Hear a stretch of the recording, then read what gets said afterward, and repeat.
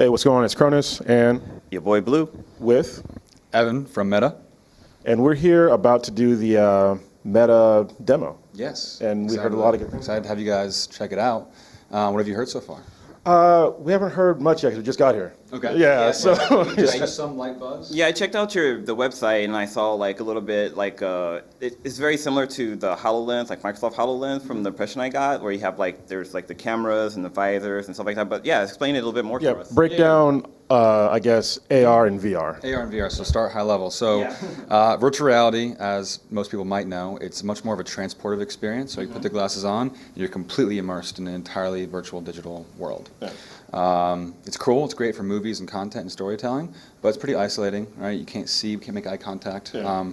It's not very collaborative. So augmented reality, whereas VR is meant for content, AR is meant for real world experiences, right? You can still see the surroundings, and all that's happening is you're overlaying digital information, relevant contextual information in your field of view at the right place at the right time. So the way I like to describe it, I say that AR is a tool that injects your perceptual system with agency, right, and the ability to perform and enhance your ability to perform in any kind of situation, whether you are in the field as a mechanic trying to fix, a helicopter for the military. You can now have the right, instructions as to how to fix a rudder in your field of view, or if you're a doctor, you're doing some telemedicine type things, you can have the expert by your side walking you through a surgery. Nice. I mean, the opportunities for this kind of technology are really endless.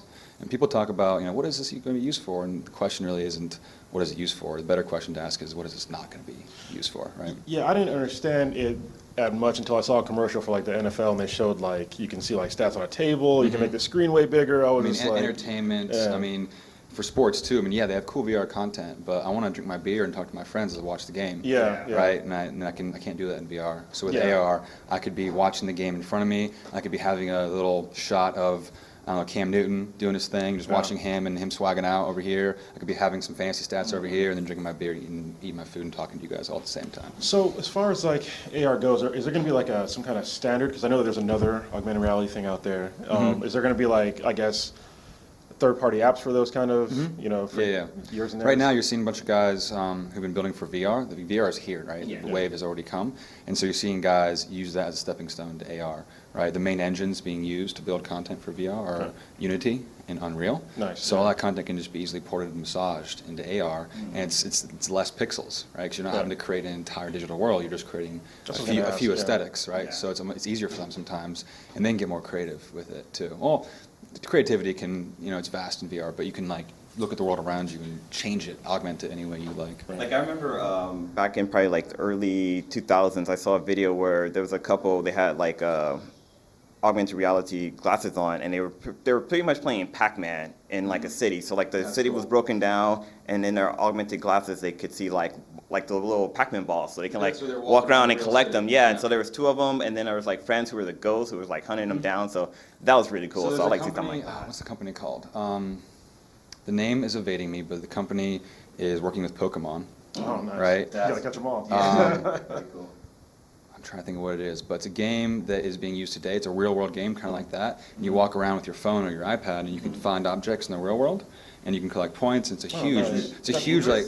Ingress. Yeah, That's okay. it. Yeah. So Ingress is working with Pokemon to create a Pokemon version of that, where you can Nice. walk around with your phone and find Pokemon, throw Pokeballs at it. But imagine putting your glasses on. I mean, if I was a Pokemon nerd as a kid, I would eat this stuff up if I was a kid. Now with glasses on, just walking around.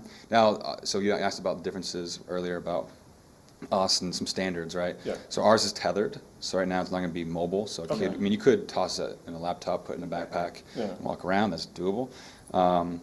But yeah, in terms of like us versus the other players, I mean, you've heard of Magic Leap. Yeah. You've heard of HoloLens. I still don't know how Magic Leap works. I don't think anybody does. No one does. Yeah. It's a big, it's a amazing, big though. mystery. Yeah, I don't Alien technology. Yeah. Yeah, I mean, it's going to be cool. They're using light field technology. Everyone's going to get there though with that technology eventually. Nice. Their approach is to wait until it's perfect. Our approach is to just kind of learn by doing, right, and learn. Yeah. learn. That's kind of one of our advantages, right? We came out with the Meta 1 about a year and a half ago. Nice. And that was a huge first mover advantage. So we got amazing feedback from developers as to what were the key things they needed in a good AR headset. Yeah. The first is field of view, right? Our 40-degree field of view in the Meta 1 didn't cut it. It was postage stamp, right? It was like this. and HoloLens is 40 degrees today. Oh, wow. So that's the Okay. biggest I didn't feedback know you that. hear from them. I mean, they're mobile, so that's great for them. They have really good technology that can map the world around it and stick to it, so that's good. Well, what's your field of view now then? Ours is 90 degrees. Okay. And so that's actually 4 times the field of view. So you're thinking of the math doesn't make sense, but what it is measured diagonally. Yeah. So it's it's on the hypotenuse. So you think about this is 40 degrees, you can do 1, 2, 3, so 4x, right? Because Right. it's going like this. Yeah. So larger field of view, and then also our hand interactions is really amazing. You can do like hand gestures. Hand gestures, right? And so that was the first thing. Like we need better hand gestures to build for AR and also to use any kind of app.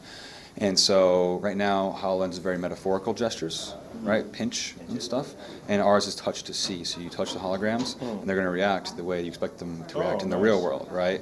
So everything we do is rooted in neuroscience. So the neuroscience is the foundation of what we're doing. We're trying to build the iOS of the mind. And in doing that, trying to create a computer that's zero learning curve, right?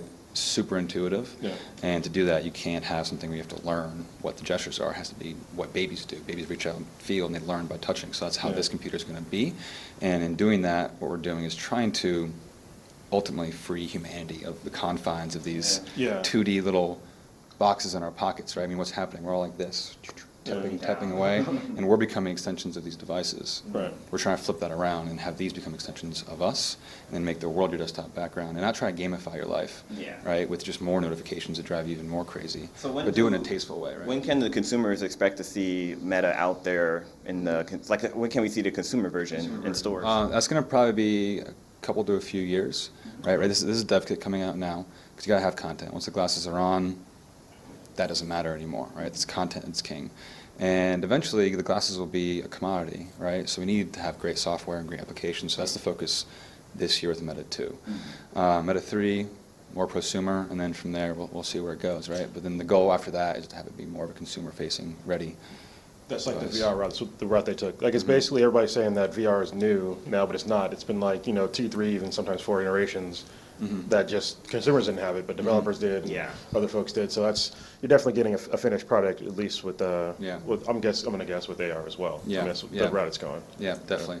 And so, I mean, it'd be a huge mistake to put this in the hands of a consumer. They wouldn't know what to do with it. It'd sit on the shelf, and it would be just a toy. Yeah. So once we can get it in the developer's hands, create the right tools, and give it some usefulness, that's when it can really take off. Awesome, all right. So I think you're about ready for Yeah, yours, we're right? gonna go Yeah, you guys want to do some demos? try this out. Yeah. Let's do it.